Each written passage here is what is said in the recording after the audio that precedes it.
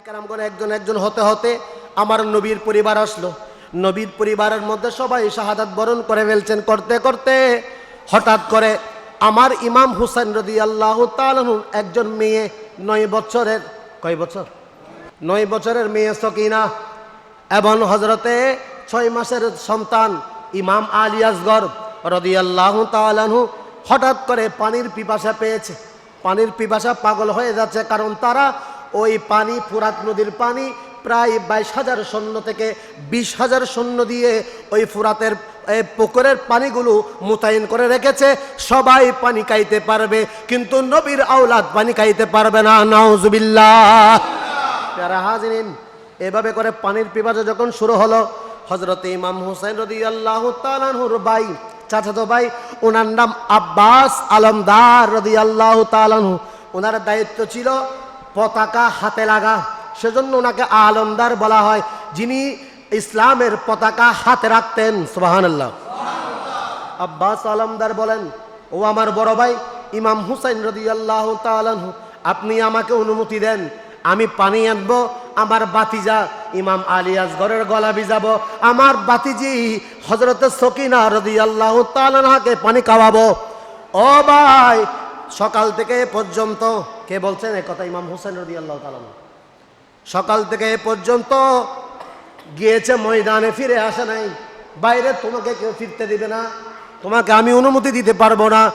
ও বড় ভাই, আপনি এগুলা এই কথা বলার সময় এখন নাই।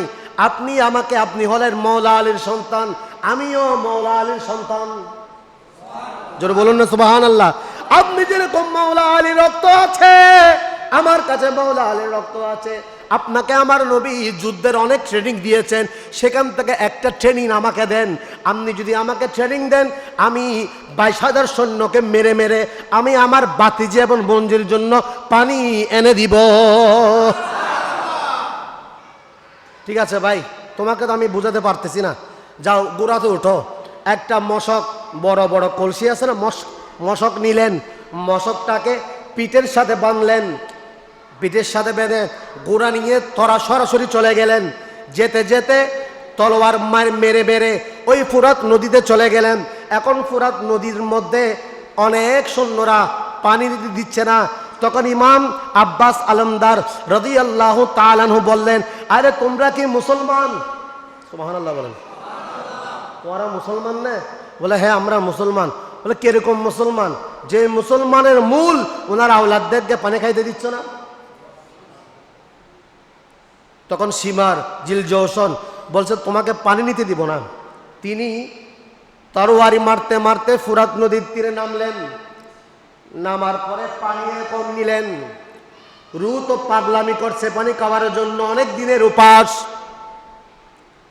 যখন পানি মুখে নিয়ে যাচ্ছে, হঠাৎ করে মনে আসলো, হাই রে, ও আব্বাস আলমদার, তুমি তো পানি খাইতে আসো নাই, তুমি তো সকিনা আলী আসগরকে পানি খাওয়ানোর জন্য এসেছো। এটা যখন মনে আসছে, পানি ফেলে দিলেন। ফেলে দেওয়ার পরে মশক নিয়ে আবার ঘোড়া নিয়ে চলে যাচ্ছিলেন। যেতে যেতে যেতে যেতে এমনভাবে চলে যাচ্ছেন, হঠাৎ করে এক ইয়েজিদি সৈন্য হযরত আব্বাস আলমদার রাদিয়াল্লাহু তাআলা আনহুর ডান মুবারক বাহুকে একটা তলোয়ার দিয়ে আঘাত করলেন। আঘাত করার সাথে সাথে সঙ্গে সঙ্গে হাতটা যখন পড়ে যাবে, মশক যখন হাত থেকে পড়ে যাচ্ছে, কেমন মওলা আলীর শক্তি, তিনি বাম হাতে মশকটা ধরে ফেললেন। সুবহানাল্লাহ বলেন। বাম হাতে মশক ধরে, মশক নিয়ে তিনি চলে যাচ্ছেন, তরবারি নিয়ে চলে যাচ্ছেন। আবার একজন নওফেল ইবনে আরজাক নামে বেয়াদব, তিনি আব্বাস আলমদারের ওই বাম হাতকে কেটে ফেললেন। নাউজুবিল্লাহ। বাম হাত যখন কেটে ফেললেন, পানির মশক যখন নিচে পড়ে যাচ্ছে, তখন মওলা আলীর শের খুদার রক্ত তার শরীরের মধ্যে প্রবাহমান হচ্ছে। তিনি সাহস হারান নাই, তিনি দাঁত দিয়ে মশকের ফিতা চেপে ধরলেন। এভাবে পানি নিয়ে যেতে যেতে যেতে যেতে প্রায় ইমাম হুসাইন রাদিয়াল্লাহু তাআলা আনহুর তাবুর পাশাপাশি যখন চলে গেলেন, এক বেদুইন ইয়াজিদ হযরত ইমাম আব্বাস আলমদারের ওই কলসি বরাবর তীর মেরে পানি যখন সব ময়দানে পড়ে যাচ্ছে, তখন তিনি ওনার ভাই হযরতে ইমাম হুসাইন রাদিয়াল্লাহু তাআলা আনহুকে ডাক দিয়ে বলেন, আদরিকনি ইয়া আবতাহুল ইয়া আখিয়াল হুসাইন, ও আমার ভাই হুসাইন, আমি তো গোড়া থেকে পড়ে যাচ্ছি, তুমি তাড়াতাড়ি আসো আর তাড়াতাড়ি মশক থেকে পানি নাও, পানি তো পড়ে যাচ্ছে, পানিগুলা থেকে আমার ইমাম আলী আসগর, আমার বাতিজি সকিনাকে খাওয়াইয়া দাও,